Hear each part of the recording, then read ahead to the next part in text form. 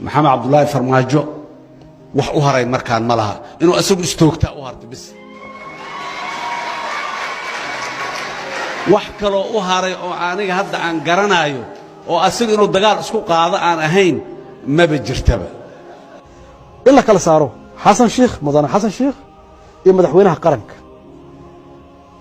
xasan sheekh hadda waa madaxweynaha qaranka kursiga ku fadhiyo waa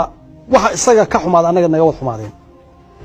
haddii aan sharafkiisa loo ogolaanin waa sharaf Soomaalidu ay lumisay anigu aan lumiyay haddii isaga wax ka halaabaan aniga wax iga halaabeen marka waxa la rabaa maamul goboleedyada iyo qof kasto siyaasi ah inuu u arko madaxweynihii qaranka oo soo arag xasan sheekh oo shakhsi ah soo arag iyada meeshaas in lagu dhiso marka qarnimadii meeshaas lagu dhiso oo de aanan la aadin wadamo shisheeye aan kalsooni laga raadsan wadamo shisheeye maxaan ku raahdaa qof walba oo Soomaali ah uu siiyo fursad